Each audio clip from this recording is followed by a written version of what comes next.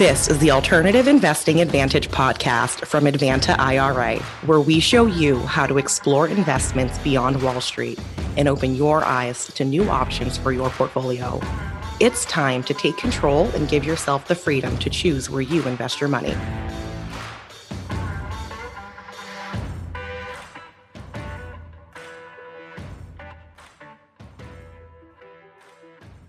Thank you for joining us today on this edition of the Alternative Investing Advantage podcast. My name is Alex Perny. Today on the download, we have some interesting movements in the securities markets. We're seeing quite a bit of change going on. We're seeing the S&P 500 continuing to climb to years in, continuing its historic rally up 21% so far in 2021. Shares of Facebook, although mired in quite the scandal from the whistleblower announcement, are up and topping $9 billion of earnings so far this year. However, Apple is hot on its heels with some changes that might put it in a position to eclipse even the earnings seen by Facebook. Tesla is still on a historic run, making a $36 billion single-day increase into Elon Musk's already sizable wealth, and Tesla also joining the ranks of companies like Apple, coming into a $1 trillion valuation after Hertz, the large U.S. rental car giant, agreeing to buy 100,000 Tesla electric vehicles. So now next time you're taking a trip with the family or on business, you might be able to rent a Tesla, which would be quite the interesting endeavor when it comes to just renting a rental car. No longer are you just going to be renting a Tacoma or a Nissan Rogue. You might actually be able to hop in a Tesla Model 3.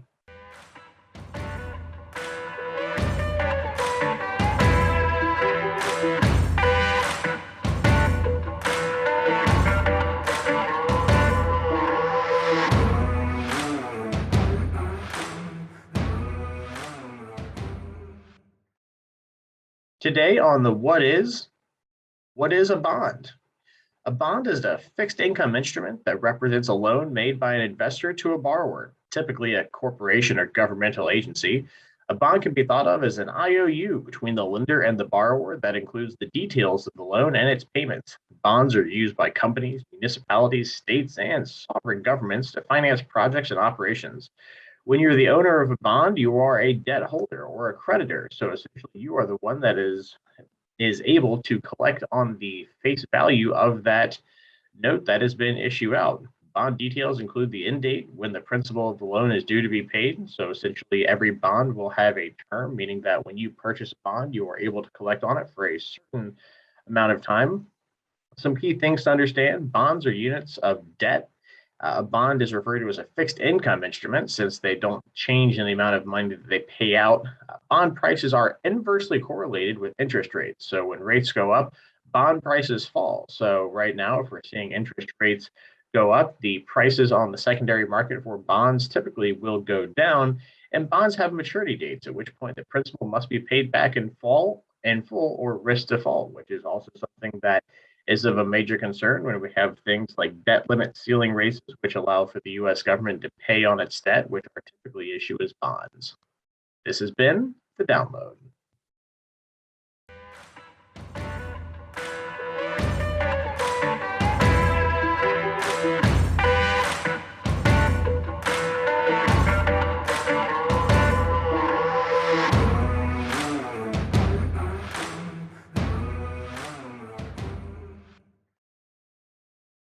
Well, thank you everyone for joining us today on this edition of the Alternative Investing Advantage podcast. We are very pleased to have a special guest with us today, Mr. John Schaub. Thank you for being with us today. My pleasure, Alex. So you are very well known in the areas of Florida and the Southeast and nationally as well as a real estate investor. I've had the pleasure of sitting on several of your classes and getting to know you and your students and their style of investing, and it lends itself very well into utilizing self-directed IRAs and helping people to diversify out of the stock markets and a lot of things. So give me a little bit of background for yourself. I know you've been doing this for many decades now. Give us a little bit of background on how you got started here in investing in Florida. Well, I actually got started before I went to college. I got my license while I was in college. Before that, I was working some jobs in the summer that paid me a couple commissions to sell a couple things. I wasn't licensed even, but that was up North Carolina, so nobody cared. And but I got back to Sarasota after school. I started a brokerage office. I started buying property in the early 70s, and I've been buying property ever since. I found that I like the control of being able to own things and manage it much more than I did the idea of selling somebody else's property for commission, which if you've ever been in that business, you have no control at all. People change their minds all the time. So, and I kind of fell into it. I started buying whatever I could buy. And then back then I had no money to start with. So my deals had to be either with owner financing, or if I could find some investor who put up some money for a down payment, I make that deal. But so we've been doing it ever since. And we've survived. We've never had a year where we had to not eat. All my employees always got paychecks, and as my secretary, who worked for me for almost 40 years, said once, that she had to wait for a couple of paychecks, but she always got one. And that was true, because we've gone through 7 recessions, a couple of major tax law changes, and now, of course, with the IRAs, a big part of our investment strategy, that changed a lot too. So a lot of things have changed over 40 years, but real estate hadn't changed that much. People still like to live inside. They are willing to pay rent for a nice house, a nicer house than they can afford to buy. So we tend to buy nice houses, rent them to people who stay for long periods of time. So that's your general strategy, though, is buying houses to rent them out. I know a lot of other people we've had on here have different strategies, maybe with doing financing and other things, but you really focus your core business model on buying and renting properties. Is that correct? That's right. That's our core model. We also, we do other things. We do lend money to folks. We do buy existing mortgages, typically from banks when they're in trouble. So there's some side business we do, but a lot that's cyclical typically. For example, right now I won't lend anybody any money. Interest rates are too low, and there's no bank paper that's in trouble to buy, so that we're not doing that. But we have bought property over the last few years, and we continue to look for opportunities. There's always an opportunity out there. Yeah, absolutely. I mean, when you're competing with 30-year fixed rates that are, at like around 3% or a little bit less, it's hard to come in as an investor and even give a relatively good investor rate of like, say, 5 or 6. And at that point, you're barely beating out inflation. So I can see where the lending market has really kind of been choked out by these really historically low rates. Well, there's people that come to me and they want to borrow money and they're willing to pay me 15%, but they don't know what they're doing, and they're taking large risk, and they just hope they're going to make a profit. And I know from experience that many of them won't make a profit, when they're paying that kind of interest rate. So I won't make that loan, because I don't want to put them in a position where they're going to not make money, and I certainly don't want to lose my money. So we're not lending right now. We will lend again. We make a lot of loans when the market goes south and the banks quit lending. Because when the banks quit lending, prices get real attractive in the real estate business. And although I don't want to buy it all, there's other people that want to buy it, and they can't get a bank loan, so they come see me. That works out okay. Well, that makes a lot of sense. And that's a really cool point that you bring up, of saying, people are still willing to pay 15%, but they don't necessarily know what they're doing. How do you, and your experience as an investor, and this has obviously come with, many years of doing this, if someone were to come off the street and say, hey, I'll borrow money at 15%, how do you weed out, how do you qualify people? If someone were to come up and say, hey, I'll give you 15%, there's obviously some people you would do that deal for, and there's people that you wouldn't. So what are some red flags that kind of just pop up? Is it just, the amount of deals someone's done? Is it, their track record? What are you looking at? What's the kind of the simple metric for someone that might be in that same position of someone coming and saying, hey, I'll give you 15%, of whether or not knowing that might be or might not be a good person to start investing? Well, the people are important, but more important is the property and the price. And if they're making, if somebody came to me today and they bought a $400,000 house for $250,000 and wanted to borrow $200,000, I'd make that loan. But what happens today is people buy a $400,000 house for $400,000, and they hope to fix it up and sell it for $450 because things keep going up. Well, and they want to borrow the whole 400 from me, and they're willing to pay 15% for 400. But I know that the chances of them making a profit are fairly slim, maybe 50-50 or something. And I don't bet on 50-50 bets. When I make a bet, the chances are 99 out of 100 I'm going to win. So we don't take any risk, especially with pension plan money, especially with IRA money, with Roth money. You don't take chances with that money. You want to make sure it's a sure deal. And, we have a pretty good record of not having a lot of losses. We have some, but what I've learned is if I hold on long enough that I generally get whole. So I'm in a position where I can hold on. If I lend somebody some money and they can't pay me back, I generally end up with a real estate, and I just have to hold it till it goes back up again, which happens if you hold it long enough. Yeah, absolutely. But you also don't want to be kind of stuck holding the bag for something that's not going to turn around and be profitable for 20 years. So trying to at least make that assumption on the front end of making a good enough deal to where, if things do turn a little bit south, you're not waiting for you to kind of, be able to get back out of something like that, which absolutely makes sense. Now, with regard to, buying and renting, what's a good kind of, metric that you're using right now to identify what might be a good thing to get into? I know prices are really hot right now. Is it just simply looking at the price? Is it a combination of the price in rental markets, or there's some kind of tips that you use to say, hey, this house might be a good deal for a rental in this particular market? Or there's some things that, kind of across the board work well for people, or is it really going to be specific to each individual area or market that people are looking at? Well, it's really an individual decision. And what I'm looking for is not going to be the same house and the same price and the same financing that somebody that's just getting started is looking for. When I was first getting started, I was looking for a house I could buy with a low down payment that a seller would finance for me. That would have payments low enough that I could rent it and the house would carry itself. That was my game plan going in. Today, I'm way ahead of the game. So I tend to look for people who have more equity, but they're in trouble for some reason. And people will get in trouble. I mean, there are people that haven't paid their payments for the last 6 months or a year because they've had a moratorium. They haven't had to make their payments. Well, if the bank one day calls them up and says, you need to make the last 12 months payment, most people will be in big trouble. They just want to save that money up.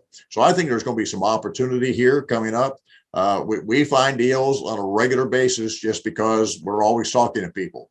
And I'm not a high volume buyer. We've been doing this for more than 40 years. And in 40 years, I bought way under 200 properties.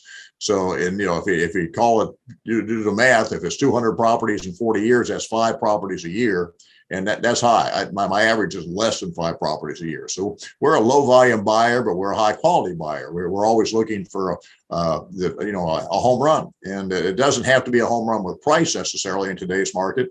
It can be a home run with terms. I would buy a house for close to retail if I could get a 30-year, 2.5% loan, because I think that money is a real bargain. So I'm encouraging people to go out and get all the cheap money that they can, and you can only get so much, and it's hard to qualify. You have to have good credit and you have to have income. The house has to appraise out. But if you can do all that, buying a house in today's market with these low rates, even at a high price, will pay off in the long run. Yeah. So you're looking a lot more for cash flow than necessarily appreciable value, which is something that I think people kind of get caught up in. And it seemed to have worked well for you. Is that correct? Over the past, 4 years of investing, looking for cash flow more than necessarily just a sticker of what you can sell something for? Well, when I first started, I would buy properties that didn't have a lot of cash flow because I was buying them with very high leverage, very low down payments. My plan was to hold them until they got paid for. And I did. All the houses I bought back in the 70s and 80s and 90s and even 2000s are paid for now. So as you get the loans paid off, of course, your cash flow just gets bigger and bigger. And that's I wrote a book called Building Wealth One House at a Time. And then in that book, I talk about that strategy, buy quality property, make the best deal you can, but make sure you can hold on to it until it's paid for, because then you'll have a big cash flow and you also have a big profit. How many do you know, or how many well, I'm sure you probably do now. It's kind of a stupid question, but how many houses from back in the 70s and 80s and 90s do you still actually have, or do you have anything that's that old in your portfolio that you've had for that long? Yeah, I still own the first house I ever bought in 1973. So I don't sell very often, especially a high quality property. And high quality is, and this may be a different concept than some people have thought about, but the high quality to me is the quality of the land, the location of the land, the chances of that land going up in value. So the properties I bought in really good locations have gone up many, many, many times in value, doubled several times. And so those are properties I'll probably hold forever. Awesome. So if you were to like look at this as a metric, you say that you look for high quality properties, and most of that you're looking for in the land. So obviously things in places that people want to continue to be. It's not as transient. It's not necessarily looking at property near where there might be oil fields in South Dakota, which might be a little bit more transient than people typically want to move out of the cold north and come down to the beach. Sarasota, Pinellas County, Manatee County. People are always, I shouldn't say always, people have been moving down here for one reason or another, mainly the weather, for a very long time. Now, how much of that is the basis for you making a decision on saying, hey, this is a good property versus the actual house that's on the property? Is that significantly more weighted to just the location, or how much, would you say you give weight to what's actually on there? Well, you can buy a variety of houses, and I own a variety of houses. I have some houses where the house is worth more than the land, and those houses tend to have more cash flow. And I own other houses where the land is worth more than the house, and then those houses tend to have less cash flow but more appreciation. So the nice thing about the house business is you just don't buy one house and hope for the best. You get to buy a variety of houses, and all of them have different benefits, different functions for you. So if you need more cash flow, you buy a house where probably the house is more valuable than a lot, and it's probably a less expensive package. If you're buying for appreciation, if you're a high income person right now, if you're making all the money you need, and you don't need cash flow, you should be buying for appreciation, which means you buy a more valuable property. And that means you buy more valuable land. You want that land to double and then double again and then double again. So you may pay $300,000 or $400,000 for a house today, but one day you wake up and it's worth a couple $1 million. And it's been tax-free growth the whole time. So, real estate's a little bit like the IRA business. If I buy a house and it doubles 3 or 4 times and I haven't paid a dime in taxes on all that growth, I will pay taxes when I sell it, but it's like a traditional IRA. When the money comes back out, I have to pay taxes on it. So. Yeah, no, absolutely. The ability to have unrealized gains and such tangible assets is a very powerful tool looking forward. I mean, especially utilizing that kind of stuff within IRAs or out of IRAs, it has a lot of great tax benefit for people. Now, looking at the market of where it's going, where it's been and where it's going, what are some things over the past 5 years that you would say that you've seen a big market shift in? What was maybe true back in 2016 when you were looking at properties? Was it interest rates? Was it mainly prices? What's the big difference between then and now with regard to the type of market that you operate in for? Well, the interest rates have been low for a while. We're kind of waiting for them to go up, and I think they probably will, especially based on what the government's doing with the large budgets they're putting through now. We're going to have more inflation, and inflation drives interest rates up. So when rates go up, that'll cool the market off a little bit, and that's not a bad thing. In my town, according to Zillow, now I'm not saying Zillow is always right, but according to Zillow, the houses in my town went up 27% last year. Well, that's just a wrong number. You don't have any sustained 27% years. You may get one, and they're already talking about a slower year next year, which is a good thing. If we had 27% years, that means probably going to have a reversal in that trend. I probably, because of the demand and supply, which is driving prices right now, they can only build houses so fast, and they seem to be building them pretty fast around here, but obviously not enough because prices are still going up. You have this inelastic supply curve, and you can only build so many houses and develop land so fast, but eventually they'll catch up. And when they do, Florida's been a boom and bust state for as long as anybody's kept records. We will have another bust. It'll slow down. There'll be some buying opportunities. So I'm kind of waiting for that. I can't tell you when it's going to happen, but I think that the rates will go up. I think the market will cool off. I think there'll be more buying opportunities. But I'm a long-term holder, so I'm happy. I'm happy when I can buy more. But now's a good time. If you ever wanted to sell anything, this is a great market. It's a seller's market right now. So sell now, hide some cash away, or put some cash away someplace safe, and be ready to buy back in. And I don't mean sell everything. I don't, when I say sell now, I mean sell maybe 1 or 2 of your weaker properties if you've got a dozen or so. and then be ready to buy back in, because you'll make some bargain buys here in the next couple of years, I think. Yeah, absolutely. I mean, fire sales are rarely kind of a prudent strategy for anyone when you're talking about assets that you have. So I would say that, looking at that, and we've seen a lot of that, and even on this podcast, I always go through every day, and for the download, which is the market recap portion of the show, and look at stuff, and we've had. Interest rates are starting to trickle back up. They're above 3% now for 30-year fixed. So they're getting a little bit more expensive. 3% is by no means expensive money when you're talking about 30-year financing. So, looking at that and taking some of that advice of looking at, how good the prices are right now is certainly an interesting standpoint. Make sure that you have your good properties shored up, but, might not necessarily be the worst time in the world to get rid of a few of those ones that maybe you would rather be out of in the first place.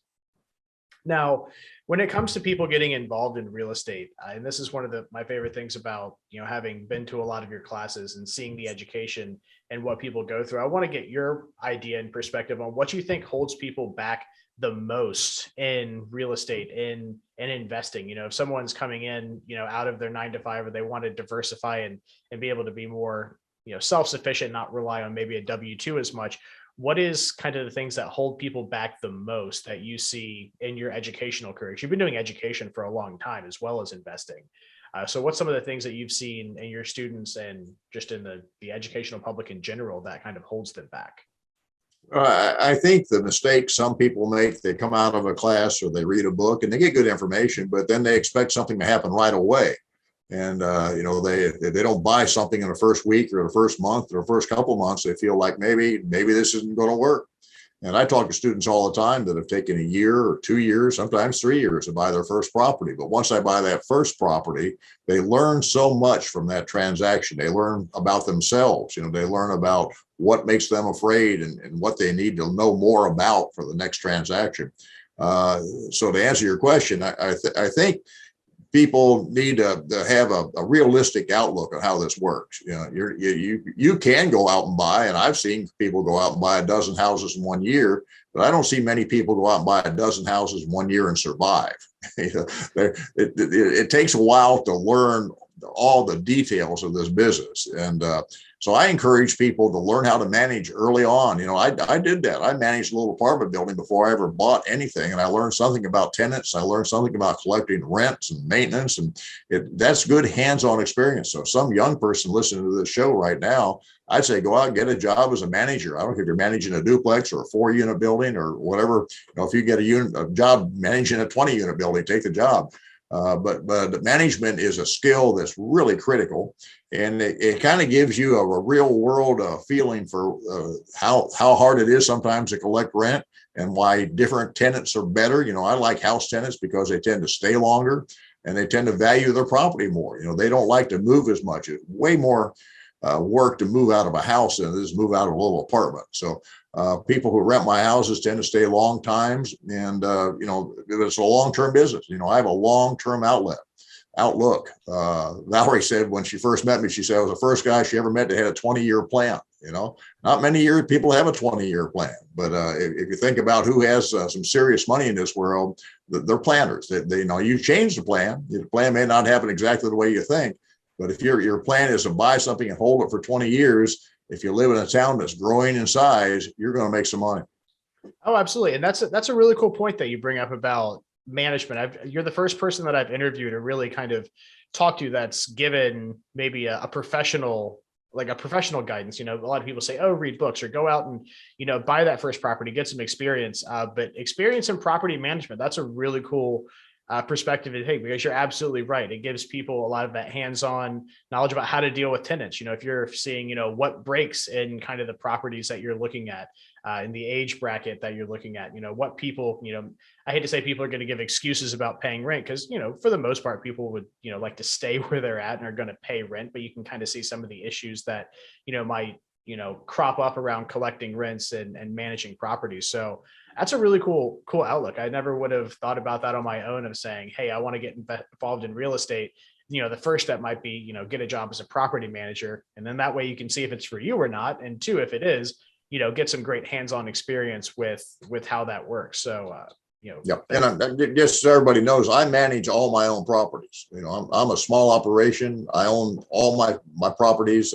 Everybody pays rent to me. I take care of the maintenance. I do it all. And if you have the right tenants and the right property and the right attitude and the right systems, you can manage a lot of properties by yourself. I've got time for one more question, Alex, and I've got to run. Oh, absolutely. Yeah, we'll bring it in for a landing right here. So as far as, one habit that you think helps you the most in your industry, you said planning is kind of a big one. If you were to pick out one out of a hat, would you say that is the best one, or what do you think helps you the most accomplish your goals in your particular industry? It's focus. It's focused. Knowing where you want to go, being able to see kind of where you want to be in 5 years or 10 years or 20 years, and then put together, you say, a plan to get there, but then stay focused. Don't get sidetracked. There's so many ways to make money. I mean, we could list 100 different ways to make money, and they all work. But if you get sidetracked on a regular basis, if you start off in real estate, then you move over to something else and move over to something else, you probably never will have a lot of money. So get focused, find something you like, and stay focused and stick with it for the long run. Fantastic. Well, thank you very much for being with us today on this edition of the Alternative Investing Advantage podcast. I know you're a big teacher as well. Do you have anything coming up that you'd like to let people know about if they want to get some more information from you, John? We have a group of good friends of mine will be together in Las Vegas, November the 12th, 13th, and 14th. It's called the Masters of Real Estate, and you can sign up for it on Gary Johnston, JOHNSTON, Johnston's website. So that's all I've got scheduled right now as far as teaching. Great. And what's your website if they want to get some of your, I know you have recorded materials for your teaching as well. What's your website? It's just my name. It's John Schaub, SCHAUB, johnschaub.com. All right. Thank you very much. Well, we'll let you get back to your day. Thank you very much for your time. I know you're a busy guy, John, and have a wonderful rest of your week. Thanks, Alex. Take care, buddy. Bye. Thank you for tuning in to the Alternative Investing Advantage podcast. Tune in next week for more investing tips and strategies. Want to hear more episodes of the Alternative Investing Advantage? Search podcast at advantaira.com and subscribe.